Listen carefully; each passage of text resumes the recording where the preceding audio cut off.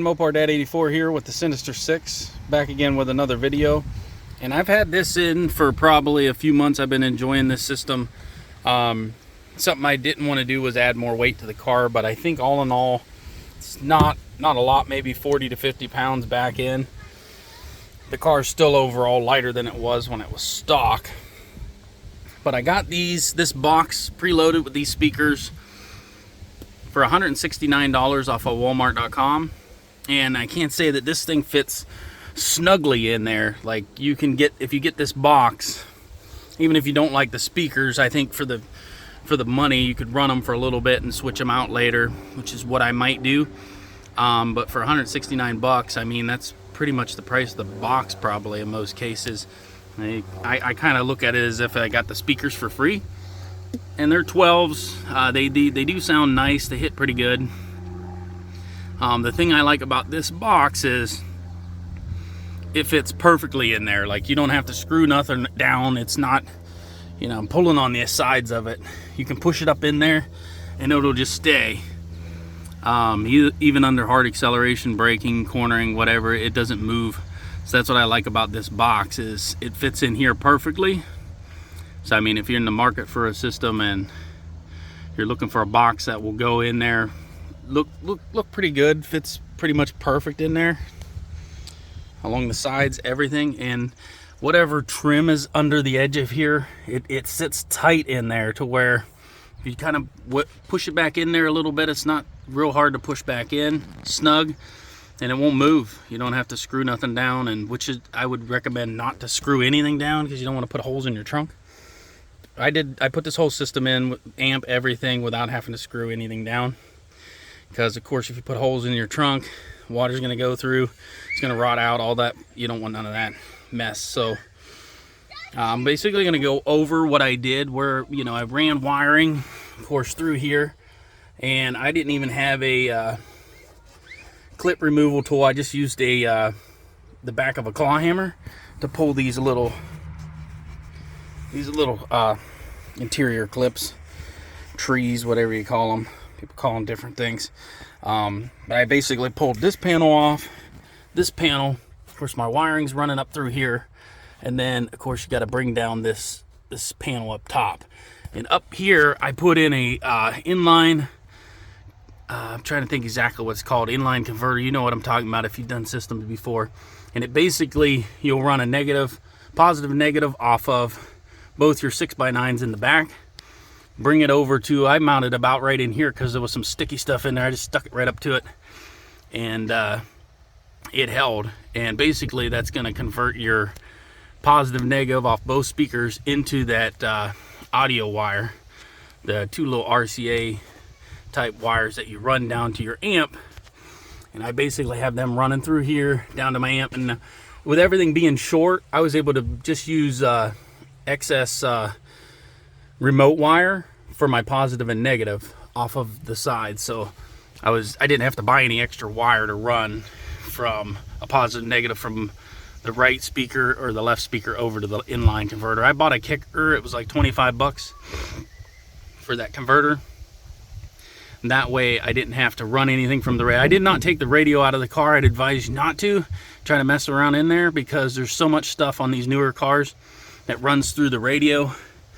You don't want to be in there, take the radio out and mess up a bunch of stuff. So I mean, I'd advise leaving the stock radio. You know, you could upgrade to, you know, the bigger screen or whatever, but a whole bunch of stuff runs through these newer cars. So I mean, if you can put a system in like this without having to touch the radio, I did everything in the trunk. That's the way you want to do. So under here, it's not as pretty. This is basically a 1000-watt Sony Explode amp that I've had for about 15 years. And it's basically bridged because there's only one positive negative coming out of the box for the two speakers. So I ran it on the amp bridged. Again, it's 1000 watts. It does fine. It's on the lowest gain setting, because if I turn it up anymore, it just kind of distorts the speakers and it blows the fuses. Also, this amp's pretty old, so if I run it for an extended period of time, it will overheat, blow the fuses, or just stop working for a little bit and it'll come on again after a little while. But basically, the wiring kit. I think this is a 5 gauge wire.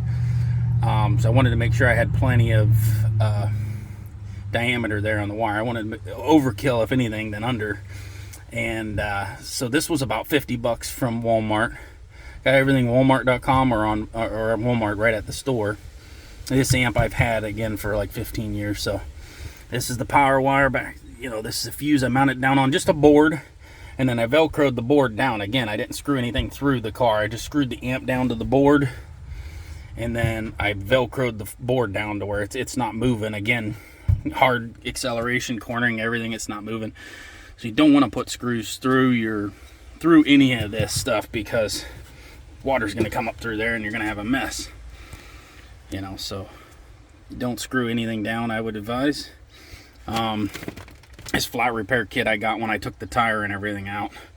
So I was trying to drop some weight, and then now I'm using this space for the amp. So I did want to put some like carpet on this board, so it looks a little better, but you don't see it under here unless you open it. But you see this wire, this is the power wire, comes over, just hooks like that. Boom, boom. Of course I installed it myself. I've installed a few systems in my vehicles. Negative came over here. It's a short negative. I didn't have to change anything on that, just put the ends on it. And then basically another thing you're going to need if you run it like this, fuse box is right under here. Makes it really easy. Challenger's really easy. Being the batteries back here, there's your positive, negative, boom. I just had to run this audio wire from the top, from that inline converter, and then I ran it behind this panel here. So you have to take this panel off, you might not even have to take this one off that I was talking about. You can probably work around it, but you definitely got to take those two. I took everything out of the trunk, so I had room to work. And also, this isn't even really bolted down or anything. If you take the speaker box out, then you can pull this whole thing out, and that's where I'm running my speaker wires, just underneath here. No problems with anything. You'll lay the seats down, and there'll be a couple clips on each side on the front of this. Once you lay the seats down, just pull the little lever, lay the seats down. But in the fuse box here, this is where your remote wire comes out. So I've just routed it where it doesn't hit anything. And you'll need a fuse tap for these micro fuses, and you'll need to buy an extra fuse. And you basically want to look on the back of your fuse cover to find see if I can find it real quick. You'll find your cigarette lighter, basically. Spare, where is it? I'm trying to find it. It looks like 61 is a 20. I don't know what's up in my throat today. 61 is a 20 amp cigarette lighter. I think that must have been the one I hit. I don't know, double. So I must have bumped something and shut off the video. But yeah, it is 61. And that one is the cigarette lighter. You want to tap that one, because that one only comes on when the ignition's on. So that way your amp is only on when the ignition's on. So that way when you shut the car off, the amp shuts off, doesn't drain your battery. Because that 1,000 watts will drain it quick. Especially if the radio's going and you get out of the car, it's going to drain it pretty fast. So yeah, you'll need another 20 amp fuse to put in there, so that way your cigarette lighter works and your amp works. And so you'll need that fuse tap is the big one. You got to get that to make this an easy process. Do that inline up there to the audio.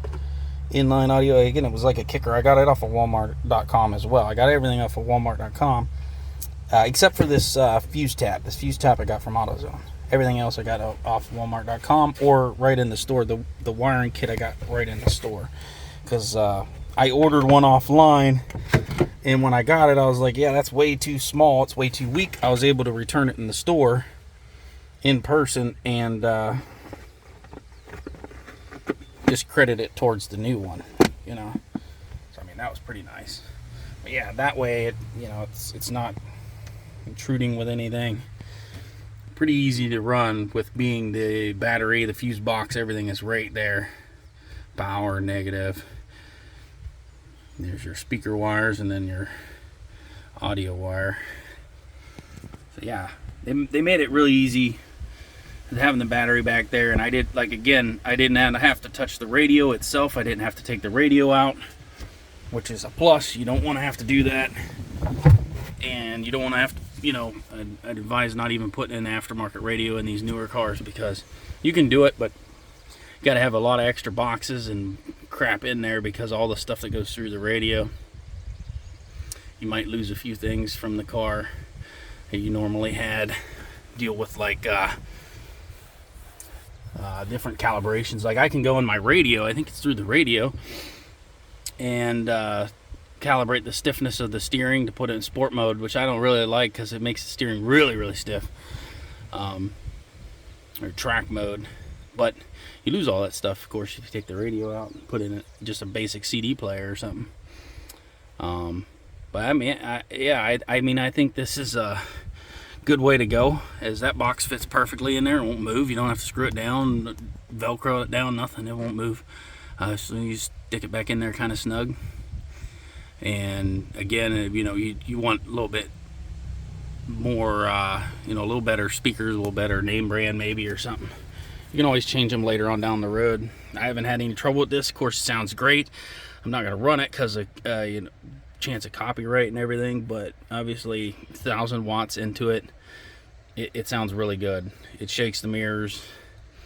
You can hear it rumbling, you know, the license plate here in the back when you turn it up. So, I mean, I've been enjoying it. I had that amp was in my 07 Ram. I bought that truck new, so that's where I've had that amp since then, and it's still going. But yeah, so all in all, I mean, this didn't cost me a lot because I already had the amp. 169 for the box, I think it was, either 169 or 179, and already preloaded with the speakers, and I just had to buy the wiring kit and the inline converter. So if you guys like that, I mean, I got everything off of Walmart.com pretty cheap, and it sounds good, really good. Of course, it's just bass that I'm running through there, or that's all I'm intending on running. There might be some sound come through there. It's just bass I'm looking for, because with the stock system in here, is a lot of you probably know, unless you bought one that had the upgraded audio, like the Harman Kardon, I don't know how to say it, the Harman Kardon, whatever it is, audio system. You know, unless you got that, then it probably sounds good. But the stock system that was in here didn't have no bass really, or nothing at all. It's pretty weak. Our van, for instance, has a better system stock. Sounds way better. But now, of course, my car sounds way better. I got the bass now. So, post any questions in the comments if you have any questions. Again, super easy to set up because everything's right here in the trunk. And you know, it doesn't look the prettiest under here, but it doesn't need to. I never lift it up unless I got to work on that amp or something. I don't have any problems with it. Again, I just Velcroed it down. I screwed the amp down to the boards, then underneath the board here on the corners that touch, I Velcroed it down, and it doesn't move. Yeah, I'm pulling up on it now. It don't move. So, wasn't about to put no screws through the metal. Don't do that. But yeah, that's it for the video. Thanks for watching. Please like, share, and subscribe. And I'll see you in the next one. Mopar Dad 84 out.